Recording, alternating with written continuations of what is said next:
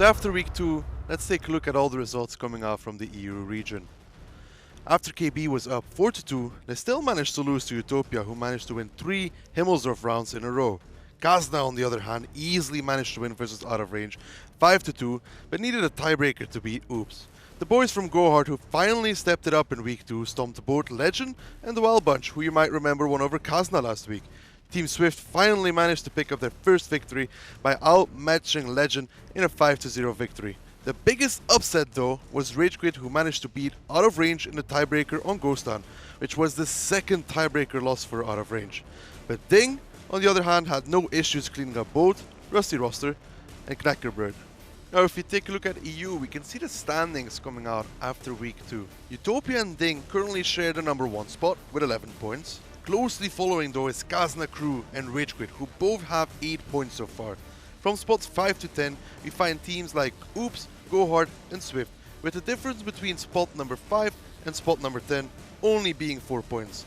Closing out the league currently are Rusty Roster with 2 points and Legend, who yet so far didn't manage to pick up a single victory. Let's take a look at the results from week 2 from the CIS region. No surprise that Navi managed to pick up 2 victories versus Next Please and Nashorn with respectively 5-1 and 5-3 scorelines. Hellraisers on the other hand needed a tiebreaker to close out the match versus NSS and only managed to beat Brainstorm 5-3. The biggest upset has to be Carpe Diem losing 5-3 to Tornado Rocks, but they still managed to pick up the win versus WePlay 5-1. Brainstorm on the other hand needed a tiebreaker to take the win over NS, but went down to Hellraisers 5-3. And then WePlay finally managed to pick up an easy win versus Arcade Esports, but got taken down 5-1 by Carpe Diem. Now we can see how this left us in the standings after week 2 in the CIS region. No real surprises, as the top 3 is currently made out of Hellraisers, NSS and Natus Vincere in that respective order, with only 1 point between NSS and Navi. Closely following to this are Brainstorm and Impact Gaming with both 8 points.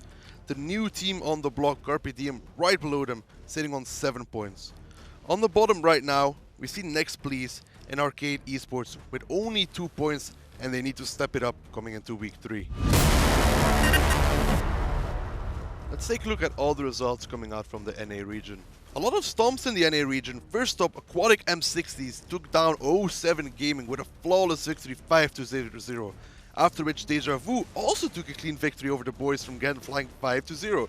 A lot of upsets as well in the NA region, as rival Simple Tanker surprisingly went down 3-5 versus Cible de Truite.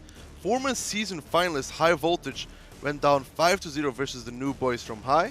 And then the biggest upset so far in the season came from APAC's former Noble, who took down the current champions of Eclipse in a tiebreaker victory on Prokhorovka by securing the cap. Now we can see how this left us in the standings in the NA region. No surprises, as Apex and Eclipse take the first 2 slots with 8 and 7 points respectively. From 3 to 9, we have teams such as Aquatic M60s and 07 with only 4 points between place 3 and 9. Closing out the league surprisingly though is High Voltage Caballas, who were at the previous season finals, who haven't managed to pick up a single win so far and desperately need to step it up coming into week 3. Let's take a look at all the results coming out from the APAC region. Team Efficiency managed to take down Twist 5-0, and they also managed to clean sweep Run 5-0 as well. Horseman also took a clean win over Team Epic here, but needed a tiebreaker to defeat Dark Wolves. EL Gaming had no troubles as they took down Team Epic here, but also took down Dark Wolves, losing only a single round.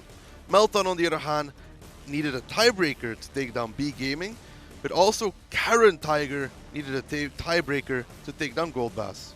Now we can see how this left us in the standings after week 2 for the APAC region.